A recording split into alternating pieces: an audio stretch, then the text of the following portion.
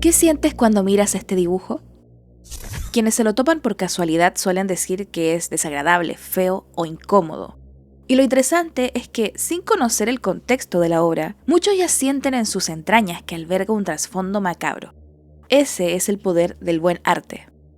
Hace tiempo, cuando aún usaba Twitter, decidí hacer un post explicando quién era su autor y cuál era el contexto de este dibujo. Lo hice porque se había viralizado y le estaba gustando a mucha gente, pero nadie decía quién lo había hecho. La obra se llama El visitante matutino y fue ilustrada por Dino Buzzati, quien además de dibujante, también fue un famoso escritor. Básicamente, Buzzati nos cuenta en una serie de viñetas sin texto la violenta agresión sexual que sufre una mujer. Poco podía imaginar yo que muchas mujeres se me echarían encima por haber hablado bien de esta obra. Me trataron de pick me y me reprocharon que elogiara el dibujo de Buzzati porque, según ellas, un hombre no tenía ningún derecho a representar de forma artística lo que sufre una mujer víctima de violencia. Lo que más les desagradaba era justamente que Buzzati pintara dicha situación con una forma tan grotesca, al punto de tacharlo de degenerado y de ejercer cierta violencia masculina. Pero dejemos de lado la obvia ignorancia y misandria de estas chicas cuando se trata de analizar y entender el arte y centrémonos en sus interesantes reacciones. Podríamos decir que el hecho de que les repugnara tanto esta obra se puede considerar una buena señal. Pues un artista obviamente lo último que quiere es que el espectador quede indiferente ante lo que retrata, sobre todo cuando hablamos de temas tan polémicos como estos. Y la gente se incomoda porque Buzzati no está romantizando dicho acto, lo enseña tal cual es, como algo horrendo, algo violento y degenerado. A diferencia de esta obra de Edgar Degas, donde la brutalidad de este acto tan vil se refleja con mucha más sutileza debido a que lo que hace es recrear el momento previo a la agresión, Buzzati elige la representación explícita, pero usando elementos expresionistas y abstractos. El estado final de la víctima es una alegoría grotesca sobre el trauma y donde la persona siente que ha sido desfigurada, que ha sido rota, invadida, y aunque la obra muestra una desfiguración física, se entiende que Buzzati está pintando las consecuencias psicológicas a través de esa deformación corporal tan impactante. El cuerpo es, a grandes rasgos, la mente, y esto es en esencia el body horror, el horror corporal, una categoría estética que aúna mente y cuerpo para representar los miedos humanos o las consecuencias de los actos más atroces que una persona puede cometer a través de la corrupción corporal. Descartes pensaba que la realidad está compuesta de dos sustancias fundamentales, pero independientes entre sí: materia física, la res extensa, y la mente, la res cogitans, que son para él dos cosas separadas, independientes, por eso se le considera un dualista. Pero en el body horror, cuerpo y mente son la misma cosa. Se trata de una antibelleza que ve el cuerpo como una puerta que, una vez la abres, te das de bruces con el trauma, con el miedo a la muerte, a la enfermedad, la vejez o las consecuencias de la falta de ética científica. Porque lo cierto es que no creamos arte para agradar, no creamos arte para imitar lo que ya hicieron otros. Creamos para comunicar nuestra visión de la realidad, nuestra realidad. Y la realidad muchas veces no es bonita. Más que a una Venus, la realidad se parece más a los monstruos y quimeras que dibujó el biólogo Ulises Aldroandi. Por ejemplo, en la película Akira, el cuerpo de Tetsuo se transforma en una masa de carne monstruosa para hablarte de las consecuencias de la bomba atómica. Es también un reflejo de la reprimida sociedad capitalista que surge en Japón tras lo ocurrido en Hiroshima, un país que avanza en cuestiones tecnológicas para recuperarse de las heridas de la guerra, pero que sigue ocultando sus sucias pelusas bajo la alfombra. Tetsuo es el resultado de ese monstruo colectivo que crea la guerra y la ciencia sin moral, hasta volverse una masa de carne devoradora, imparable e incontrolable. Y mientras escribía el guión de este video me di cuenta de que este tema era tan complejo que en realidad no podía solo sentarme y escribirlo en una sola tarde. Era como entrar en un agujero de conejo que me llevaba desde lo más básico, como las películas de Cronenberg, hasta conceptos filosóficos que no conocía, y me abrieron las puertas a espacios de conocimiento que ahora mismo me tienen súper obsesionada y profundizaré más adelante, como el concepto del cuerpo sin órganos de Deleuze y Guattari. En la película La Mosca tenemos a un hombre que empieza a sufrir una horrenda transformación física por jugar a ser Dios, y en Akira el desarrollo tecnológico tiene un peso argumental evidente. A menudo estas historias nos hablan de científicos que cruzaron la línea o de sociedades tecnológicas poshumanistas que desean desfigurar la carne como forma de trascendencia biomecánica, algo que podemos ver en las fantásticas pinturas de Giger, el creador del mítico Alien, esa criatura que profana los cuerpos humanos para continuar su descendencia. Pero en el fondo lo que nos cuenta la película La Mosca no es la historia de un científico arrogante cuyo experimento salió mal. En realidad es una historia sobre lo terrible que puede ser una enfermedad terminal y cómo tienes que ver a tu cuerpo cambiar sin que puedas hacer nada para evitarlo. Otra película que da un mensaje similar, pero con un contexto más realista, es Carcinoma, de Marian Dora, donde el horror de tener un cuerpo consumido por el cáncer resulta tan explícito que soy incapaz de ver esta película de nuevo por lo choqueada que me dejó en su momento. Y este tema de la enfermedad como parte de la estética del body horror me hace pensar en las ilustraciones del pintor chino Lam Qua, a quien un médico le encargó retratar a pacientes con tumores. Cuando yo veo estas pinturas pienso dos cosas: en lo injusta que puede ser la vida con algunas personas y lo afortunada que soy de poder reflexionar sobre esto, sabiendo que no tengo una grotesca masa de carne disfigurando mi cuerpo y causándome un terrible dolor. La obra de Lam Qua me ayuda a ver más allá de mi comodidad, empatizar con los enfermos y darme cuenta de que en el fondo las cosas que me aquejan ahora podrían ser muchísimo peores. Debo confesar que la estética del cuerpo corrompido o desfigurado me atrajo desde que era una niña, cuando me topé con el cuerpo de un pájaro sin cabeza en el jardín de mi casa. Aunque me dio asco y miedo, al mismo tiempo no podía dejar de mirarlo. El cuerpo del pájaro se veía bello, se ignoraba aquel amasijo de carne carcomida por las hormigas donde debía ir su cabeza. Este contraste me fascinaba, y es una sensación que persigo mucho cuando consumo arte: la incomodidad. Busco incomodarme porque es en esta sensación donde surgen los cuestionamientos, y también porque me gusta ver cosas asquerosas, ¿para qué les voy a mentir? No se puede renegar de ese componente morboso, pero sobre todo me gusta cuestionarlo todo, porque cuando cuestiono, evoluciono como ser humano. No quiero ser un alma estática que no cambia, y estoy segura de que mi yo pasada, aquella niña que miraba a ese pájaro decapitado, debió haber sido por primera vez consciente de lo frágil que es el cuerpo y lo repentina que puede ser la muerte. Pero no todos aceptan que la muerte, los abusos sexuales, la guerra o las enfermedades puedan ser objeto de atención artística. ¿Es artística una obra que representa algo asqueroso y suscita el asco? Es lo que se preguntaba Leonardo da Vinci, por ejemplo, ante la experiencia de abrir cadáveres. Él escribió sobre la repugnancia de estómago que le producía el pasar las horas nocturnas en compañía de cadáveres cortados y lacerados. George Bataille, a su vez, define la muerte como aquella amenaza pegajosa de la descomposición que amenaza a los sobrevivientes, y se refirió a ella como esas materias movientes, fétidas y tibias, cuyo aspecto horroroso, en las que la vida fermenta, esas materias en las que bullen los huevos, los gérmenes y los gusanos, están en el origen de esas reacciones que llamamos náusea, repugnancia, asco. Kant, por su parte, argumenta que lo asqueroso no puede ser objeto de representación estética. Para Kant, el asco, a diferencia de la fealdad, nunca provocaba placer, que era lo que el arte debía suscitar. En el razonamiento de Kant, lo opuesto a lo bello no es lo feo, sino lo asqueroso. Él escribió: una especie de fealdad no puede ser representada sin echar por tierra toda la complacencia estética, y con ello la belleza artística. Es la fealdad que inspira asco. Pero el filósofo se equivocaba, porque el arte no debe ser necesariamente placentero. Hoy en día películas como La Substancia, donde la mitad del tiempo sentimos asco y repugnancia, resultó ser un éxito. Hay placer estético en lo repugnante si esto tiene un trasfondo. Con esta película, el body horror se vuelve un poco más mainstream debido a que su guión es bastante obvio al transmitir su mensaje. Resulta súper interesante en el aspecto visual y artístico, al conseguir que el asco sea estético. Y por eso, esculturas como las de Patricia Piccinini gustan a tanta gente. Su obra intenta fusionar la anatomía humana con la de los animales, las plantas y los hongos, pero al conservar la piel carnosa resultan bastante perturbadores. Estas criaturas grotescas que esculpe Patricia me hacen pensar en una especie de aberrante evolución especulativa, muy al estilo de las ilustraciones de All Tomorrows, donde el artista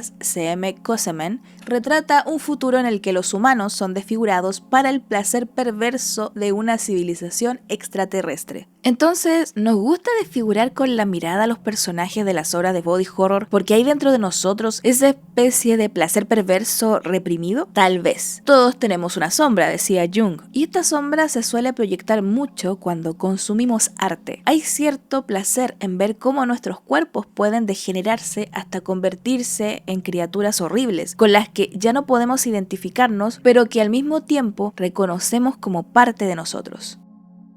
Recuerdo lo impactada que me sentí con esta viñeta del manga Uzumaki del artista japonés Junji Ito, donde un hombre se obsesiona a tal punto con la estética de la espiral que decide transformarse él mismo en una. Este panel me parece perfecto por su composición y expresividad. Junji Ito es un indiscutible artista del body horror. En muchas de sus historias, el cuerpo de los personajes se deforma para hablarnos de las fobias y miedos típicos del ser humano, como en Glicérido, La falla de Amigara o Disolviendo la belleza.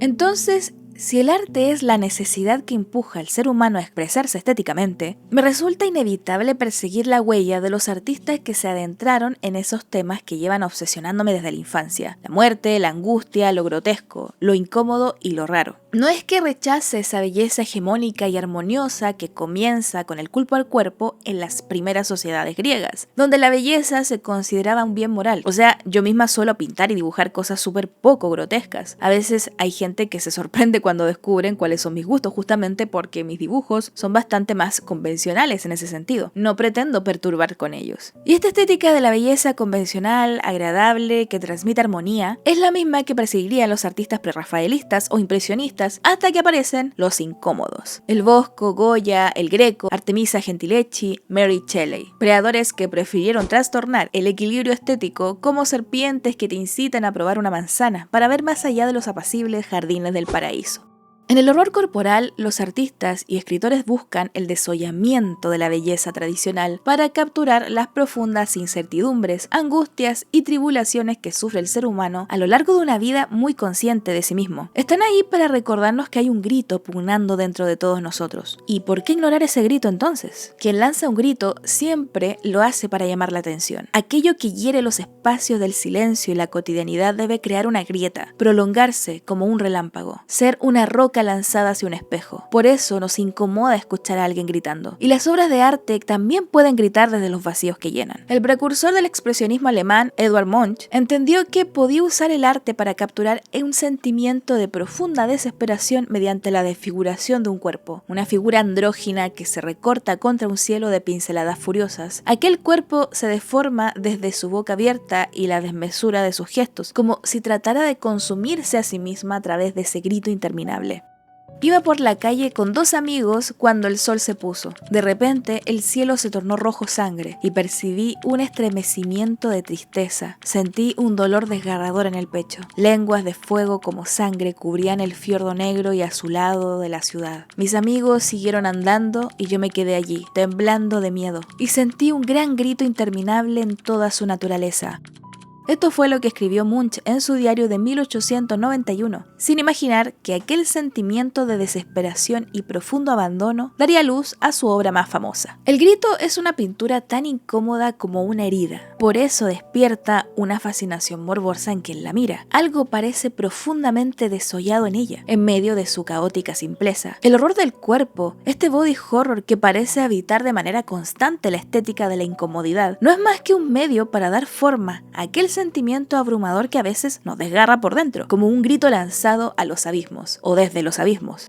El cuerpo puede ser un sonido o una emoción, o la alegoría física de una mente desgarrada, tal como ocurre en la sobrecogedora escena final de la película Thanatomorphos, donde una mujer con depresión y sin autoestima se pudre literalmente en vida. Su última manifestación, antes de que su mandíbula se desprenda de su cráneo después de que lo hiciera la carne, es un profundo grito de angustia que parece querer atravesar la pantalla. Luego, el silencio. Un silencio que tiene demasiado que decir. Es casi paradójico tener que darle su lugar al silencio cuando hablamos de El Grito y las obras que aúllan como cuerpos heridos, pues el arte de Munch sufrió la censura del régimen nazi en 1940. Otra víctima más de la lista negra de Adolf H., aquel pintor fracasado y rechazado que emprendió otra guerra, su guerra de la estética contra aquel arte que él consideraba degenerado. Todas ellas obras incómodas, pobladas de seres rotos, enfermos o deformados, obras empapadas de ese horror existencial que destacaba en las vanguardias artísticas de la época: expresionismo, cubismo, dadaísmo, surrealismo. Entre ellas encontramos también la obra de Otto Dix, otro de los principales, entre comillas, villanos del arte que persiguió el régimen nazi por crear cuadros repletos de personajes decadentes y heridos. En su obra Jugadores de cartas puede apreciarse a 3 veteranos de guerra extremadamente mutilados jugando a las cartas, una parodia de los horrores de la Primera Guerra Mundial. Para Adolf, que pintó numerosas pinturas de paisajes y escenarios apacibles e idealizados, ese arte que deformaba la armonía de los cuerpos como aullidos proferidos en medio de un concierto de arpas y un coro de ángeles, no podía seguir circulando en los museos, y tal era su incomodidad con ellas que incluso organizó una exposición para ridiculizarlas, para someterlas al escarnio público. Algunas de estas obras incluso fueron escupidas. Esta práctica de la ridiculización ya la aplicaban contra los judíos, ilustrándolos en su propaganda como seres grotescos, de enormes narices y expresiones monstruosas. Se les deshumanizaba para villanizarlos, pero justamente esta deshumanización, donde el cuerpo se transforma en una quimera que contradice los conceptos de belleza tradicional, es donde los artistas de lo incómodo y lo extraño encuentran su propia estética. Se anti-idealiza la belleza para escarbar la esencia que ésta cubre, o más bien es una forma de sacar a luz otro tipo de belleza. Es extraño pensar que la obra del pintor del Grito podría haber muerto en el más absoluto silencio por culpa de la censura. Munch siempre le tuvo miedo a la muerte tras una vida plagada de desgracias y pérdidas que desarrollaron en él un interminable tormento mental. Acorralado por la ansiedad y la idea de desaparecer, pintó con el arrebato de los que necesitan hacerse oír para aplacar las propias voces internas. Pero en ese inquietante jardín de la sordidez, tal como la mayoría de creadores que exploran el horror corporal, también encontró belleza.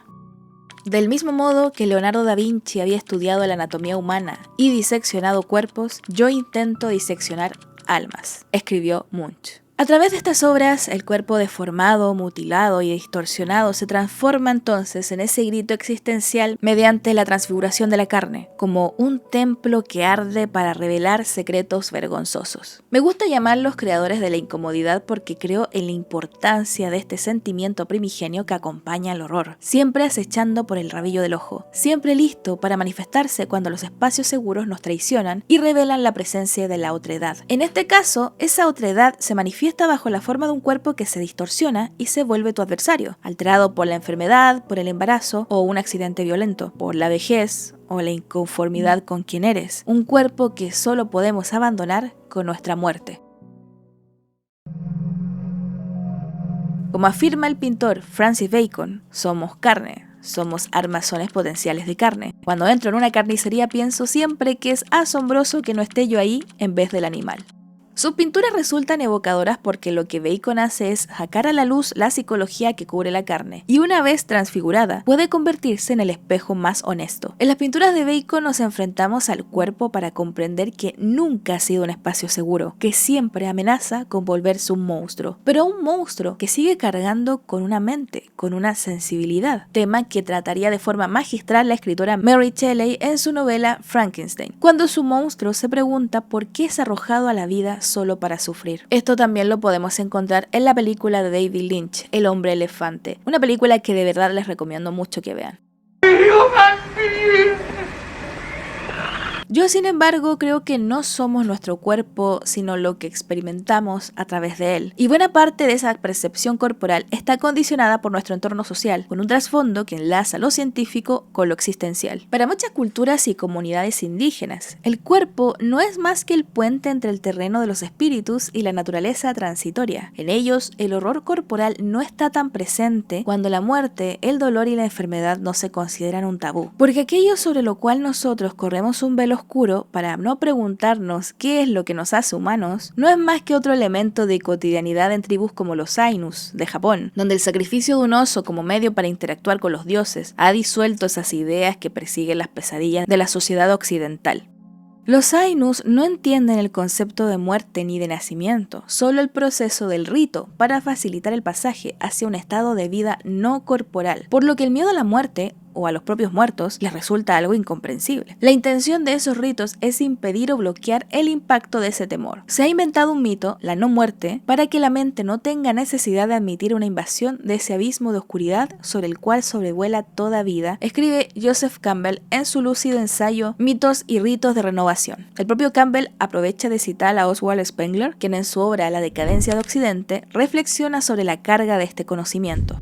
El niño comprende súbitamente el cadáver sin vida, que se ha convertido en materia y espacio, y al mismo tiempo se siente a sí mismo como un ente aislado en un mundo extraño y extenso. En ese momento decisivo de la existencia, cuando el hombre se hace hombre y conoce su inmensa soledad en el universo, es cuando despunta en su corazón el terror cósmico, bajo la forma puramente humana de terror a la muerte. La conciencia de su mortalidad es la sombra que acompaña al ser humano consciente de sí mismo, inventor del tiempo, del espacio y de su espacio. Ese espacio ocupado por el cuerpo que habita, acechado por el ego y el sufrimiento. Por eso nos asombran los cuerpos esqueléticos de aquellos monjes que deciden meditar hasta morir, con la intención de abandonar las ataduras del karma en el mundo terrenal para alcanzar el nirvana, donde los horrores del cuerpo, la enfermedad y el dolor se disuelven hasta desaparecer en un sueño eterno.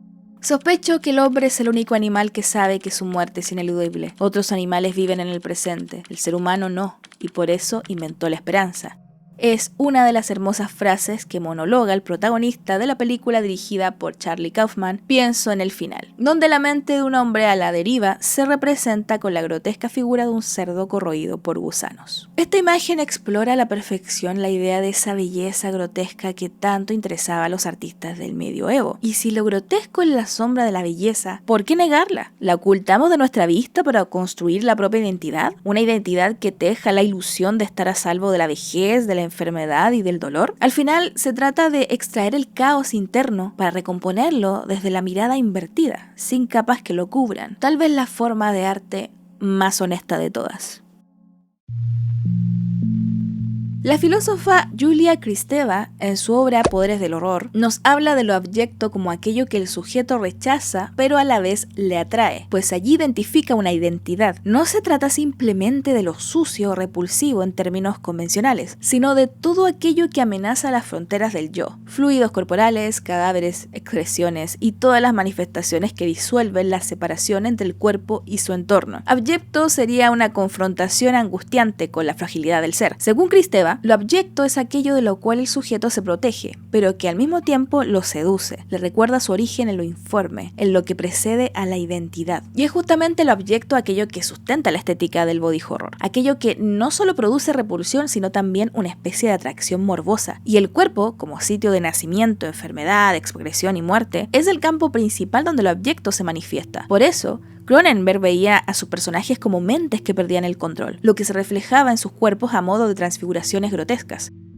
Grotesco. Me gusta la palabra grotesco. Deriva del italiano grota para referirse a aquellos descubrimientos arqueológicos donde los extraños ornamentos de una figura mezclaban formas vegetales, animales y antropomorfas. Desde entonces usarían este término para definir obras en proceso de construcción o seres que aún están lidiando con una metamorfosis incompleta. Observemos, por ejemplo, las hermosas esculturas que crea el artista Verlinde de Bruyckere, quien da forma a figuras semihumanas que parecen atravesar justamente ese proceso de metamorfosis. Son seres incompletos, pero que emanan una serenidad sobrecogedora. Cuando yo las veo me conmuevo mucho. Esa quietud que tienen, fusionados con la naturaleza y consigo mismos, me transporta a otra dimensión del yo. Cosa totalmente opuesta siento al mirar la espectacular obra del pintor Hille Schue. Sus personajes están alienados, solos, atrapados. Hay en ellos un claro deseo de escapar, ya sea del sistema o de sí mismos. La violencia, el dolor, la fragilidad, todo en la obra de este artista me remueve las entrañas, pues no hay nada más humano que el deseo de cambiarse a sí mismo, constantemente inconforme y siempre intentando violar los límites de su propia naturaleza, lo que explica la moda posthumanista, la cirugía estética, la disforia corporal. Es la nueva filosofía de la nueva carne, trascender el cuerpo para no sufrir más, porque es innegable que hay un miedo social al propio cuerpo, al punto punto de querer desgarrarlo para huir de él. La escritora y ensayista Pilar Pedraza dice a propósito de esto: los lugares del monstruo no son ya las tinieblas, el subterráneo o el espacio exterior, sino el propio cuerpo, ese apéndice siniestro, a la vez conocido y desconocido, que envejece, que incuba tumores en silencio, reclama drogas, propaga virus y traiciona al alma, negándose a continuar vivo indefinidamente. Y vuelvo a las obras de Gille y Berlinde porque en ellas encontramos humanos o seres en proceso de abandonar su humanidad que parecen querer escapar de las estructuras sociales para las cuales fueron hechos. Esto me hace pensar en el concepto del cuerpo sin órganos de Gilles Deleuze y Félix Guattari, una idea que nos habla de la disolución de las estructuras sociales que nos son impuestas. Para estos filósofos, el cuerpo con órganos, es decir, el cuerpo anatómicamente organizado, regulado y funcional, representa un cuerpo domesticado por el biopoder, por el capital, por las normas sociales. Es el cuerpo que sirve para trabajar, para consumir, reproducirse, para ser explotado sexualmente, para ser objetivizado. Frente a esto, proponen imaginar un cuerpo sin órganos, un cuerpo que resiste la organización funcional de los órganos, que rechaza ser instrumentalizado y que busca nuevas formas de deseo, de afecto y existencia. El cuerpo sin órganos se nos presenta entonces como una superficie de experimentación. No es literalmente un cuerpo destruido físicamente, aunque puede representarse así en el arte, sino más bien un cuerpo metafórico que escapa de las funciones impuestas, un cuerpo que se desorganiza para encontrar nuevas potencias de ser. Como dicen ellos, no se trata de matar los órganos, sino de deshacerse de la organización que los hace servir a un organismo jerárquico. Y justamente este horror corporal que hace una crítica a esos cuerpos instrumentalizados por el poder, lo encontramos en los lienzos de pintores antibelicistas que se opusieron a regímenes totalitarios con obras que exploraban lo grotesco y fueron tachados de degenerados, o en las obras de artistas contemporáneos como Peter Hamilton, Whitkins o Hans Bellemer. También se halla en aquellos artistas que utilizaron su propio cuerpo como galería de los horrores ante un público tan escandalizado como morboso. Tenemos por ejemplo a la artista francesa Orlan y una de las referentes más famosas del movimiento Carnal Art. Ella quería deconstruir la feminidad y cómo el concepto de ser humano puede mutar constantemente, por lo que debió someterse a múltiples cirugías estéticas para parecerse a un ícono de belleza que ella misma creó por computadora, usando retratos de obras famosas de la pintura, una mezcla de la Venus de Botticelli, la Mona Lisa, la Europa de Boucher y Jerome. Incluso llegó a exponer en galerías frascos con su sangre y materia orgánica. Pero el arte carnal no buscaba el dolor, a diferencia del body art. En su manifiesto afirman: oscilamos entre la desfiguración y la refiguración. Se inscribe en la carne porque nuestra época comienza a ofrecer la posibilidad de realizarlo. El arte carnal no desea el dolor, ni lo investiga como fuente de purificación o redención. El arte carnal no se interesa por el resultado plástico final, sino por la operación quirúrgica como performance y por el cuerpo modificado convertido en lugar de debate público. De hecho, a través del body horror, las mujeres también podemos explorar los miedos y horrores femeninos en una época donde se sigue idealizando el embarazo o la maternidad, donde aún se nos invita a soportar calladamente los dolores de la menstruación y donde niñas que apenas empiezan a desarrollarse se privan de la comida para abrazar una estética perversa por culpa de la publicidad, las redes sociales y la constante objetivación del cuerpo en la ficción. Pero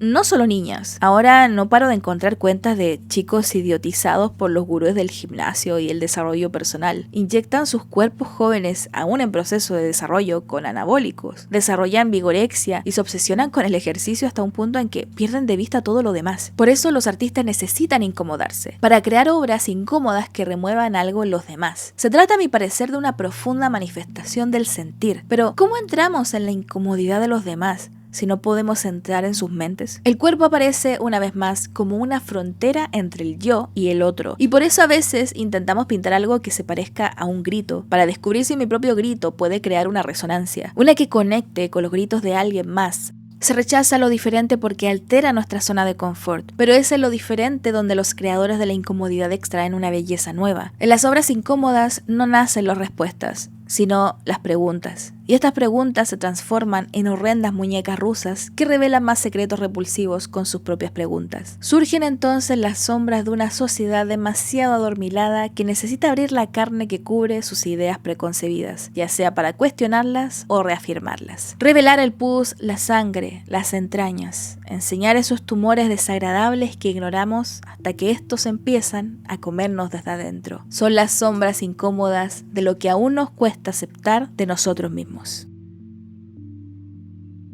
Muchas gracias por haber llegado hasta el final de este video. Fue bastante largo, pero bueno, me imagino que algunos ya estarán acostumbrados. Y como siempre, mi eterno agradecimiento a los Patreons y miembros del canal, quienes permiten que este proyecto mío siga en pie. De verdad, muchísimas gracias a todos. Por esta vez no voy a leer los nombres de los miembros de las tiers más altas porque olvidé traspasarlos al documento y cuando estaba grabando ya fue demasiado tarde para eso. Pero ustedes saben quiénes son. De hecho, también les recuerdo a los miembros del canal que he subido capítulo de un podcast que hago con una amiga y lo he subido completo, solo para miembros. Más adelante espero poder hacer un canal de YouTube para ese podcast, pero por ahora solamente voy a poder subir los capítulos acá. Así que espero que lo disfruten, se llama Castillo Infinito, yo creo que les va a gustar. Y recuerda que no necesitas ser un genio para ser un artista genial. Hasta pronto.